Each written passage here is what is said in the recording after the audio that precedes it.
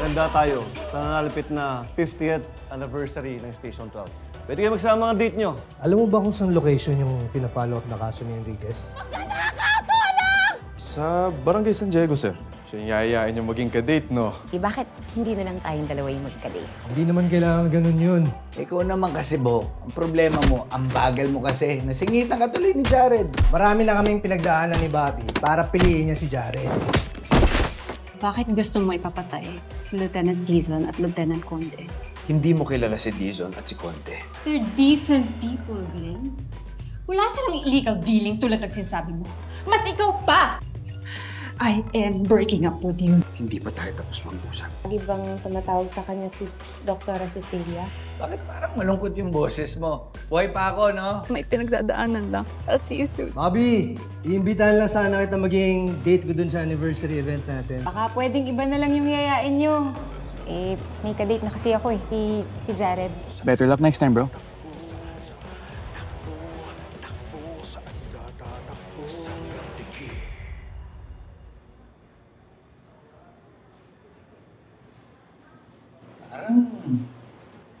Parang may mabigat siyang problema. Talaga? Gusto mo puntahan? Parang concerned ka eh.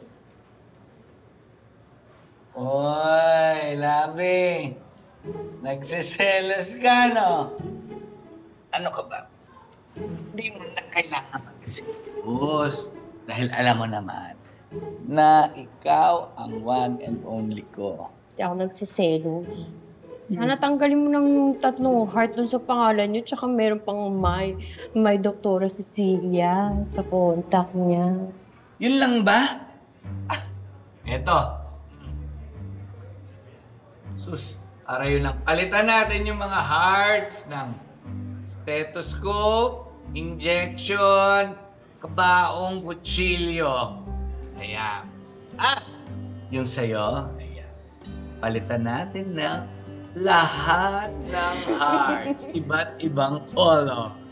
Sa'yo, alam mo kahit hindi mo lagyan ng heart yung pangalan ko, basta sa heart mo, dapat ako lang Tsaka naintindihan ko naman na dream girl mo yan si Doktora Cecilia.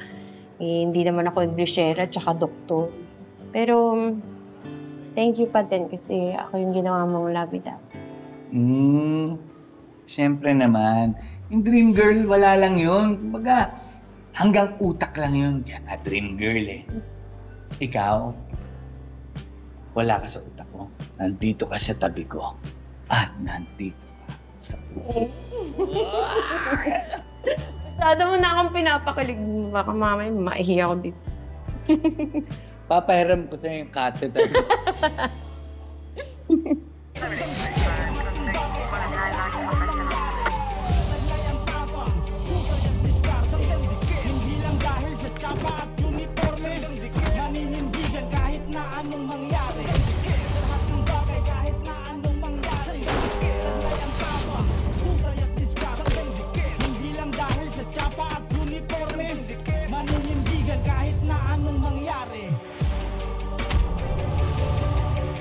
Kuya, ano ba kasing pinagmulan ng away niyo ni Ate Cecilia? Saka, ano yung sinasabi niya na ginagawa mo na sobra na? Faith, tama na. Okay na ako. Kuya, you can talk to me. Kung may hindi ka naiintindihan na point ni Ate Cecilia, well, ako, babae ako. I can share my perspective, di ba? Faith, ano bang alam mo? Ha? Love guru ka ba? You're spoiled and sheltered. Anong alam mo sa pakikipagrelasyon? Kuya, babae din ako. Saka, I had a relationship too, di ba? Na tinututulan niyo lang ni Mommy. He was not good for you, Faye. Wala kang mapapala sa taong ganun. How do you know? Mangungula ka ba, kuya? Or gusto mo talagang kontrolin yung buhay ko?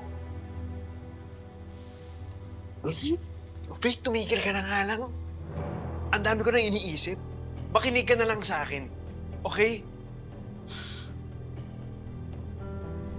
You know what? I think tama si Ate Cecilia na nakipag-break siya sa'yo. May problema nga kayo. At ikaw yun.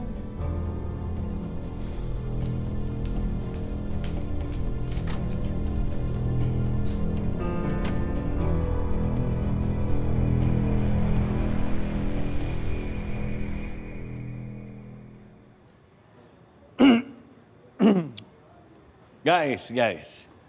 Dahil nabanggit nga ni Chief na hindi tayo lahat pwedeng maka-attend dun sa anniversary, yung iba may iwan dito, at gusto ko lang naman maging fair sa lahat, kaya magpapapalabunutan ako. Simple lang to.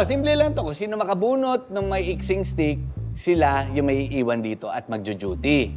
Kung sino ang makabunot ng mahabang stick, yun yung makakasama sa anniversary event. Okay, patas, di ba? Fair to, di ba? Okay. Bunot na kayo. Okay. Tigi-isa lang. Ayan, bunot. Okay. Ang liit naman nito. Ayoko maiwan dito at mag-duty.